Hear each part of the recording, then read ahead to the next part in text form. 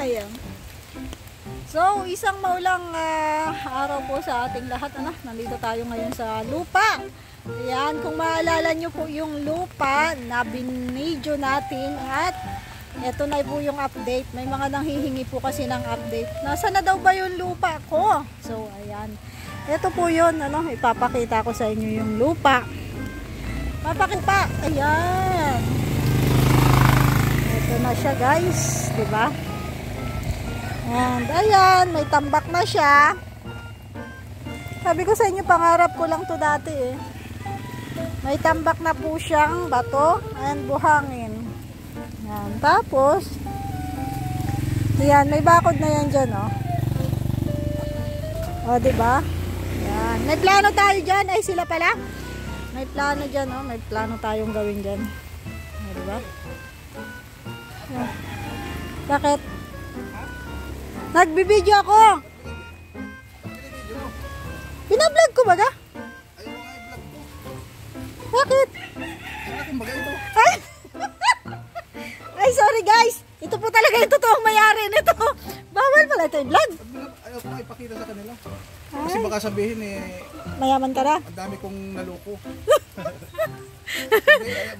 Ayaw ko talaga mag-vlog ng ganito. Ayaw mo talaga mag-vlog? Bakit pinablog mo? Dapat nagpaalam mo sa akin. Sorry na agad kasi nga blinag ko to nun. Wala pa naman to. Kaya nga. Ay, ito pala nabili mo na. Hindi naman ito nabili talaga. Hulugan ito. Ah, hulugan. Hulugan ito. Pinayagan ko na kasi nga di ba may truck baga. So alam niya na po kung sino may-ari. Ito pala. Wala ka kasi dito nang mag-video ako. Ay, ito po dati may lupa pa dyan. May niyog. Pinatanggal mo pala yung niyog, ano? Pagawa ko ano yan. Ng garahe. Ah, wow. Tapos pinatambakan na po niya, oh. Ayan na, oh. Pinababakuda na din niya. Okay, nagbablog pa ka na dito sinabi. Ay, sorry naman. Wala ka kasi nandito, ay. Nagalit po yung may-ari.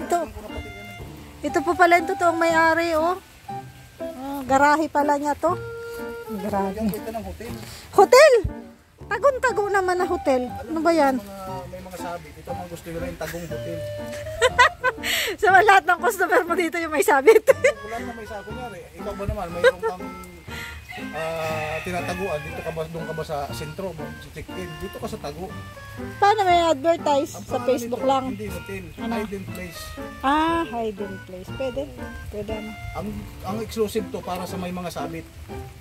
Hanip yan. Ganda po pala ng plano dito sa lupa na to. Ayan. Napaka-improve na po ng lupa. O, makita nyo po nung una at saka pangalawang video ko dito, wala pa yung mga truck na yan. Wala pa yan, oh. Eh ngayon po, mayroon na. Diba? At saka may bakod na. Tsaka pinatambakan na niya. Oh, so shout out po doon sa mga naghahanap ng lupa ko. Ay, hindi po pala sa aking lupa yon. Ang totoong may-ari po talaga. Ito, oh. Yan. Yan po yung totoo. Yan. Sige po. Sa susunod po, magsasabi na tayo kapag kapag okay na. Maganda rin pala pag pinatataasan, ano. Kasi yung tubig hindi siya diyan pumupunta, oh. Kasi kung di mo pinatambakan. Kaso ang laki na ng gastos ko dyan, 3 milyon na.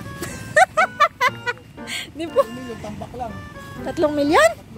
Grabe, ano? Hindi pa, kalahati pa na yan. Doon pa, 3 milyon pa, di 6 na milyon na. Eh, malaki pa pala yung gagastusin mo dito. Ito, kung pinakumpit ko ito sa engineer, ng master of none, ang mga gastos dito, 15 milyon lahat. Tapos na yan, sigurado na daw yan. Basta't master of none. Oo, master of none. Malamang, malaki talaga pag doon ka nagpa-compute.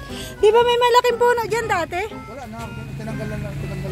Ay, pinatanggal mo din. Kaya mag-vlog yung pag-ana, kasi baka mamaya may tinatago ako dyan. Lagi makita mo na. Iba-vlog po natin to pag wala na si Kaporomdi dito. Baka po may mga tatago dyan sa sulok-sulok. Or di kaya po pag yung nag-uumpisa na siya magpatayo dito ng hotel. Saka po ulit natin iba-vlog. Grabe yung kanyang malawak din to, guys, hanggang doon, oh. Doon. Diba? Ayan na po. Yung naghahanap po ng update sa lupa. At nag-promise po kasi ako na na iba-vlog ko uli yung lupa. Ito na po 'yun.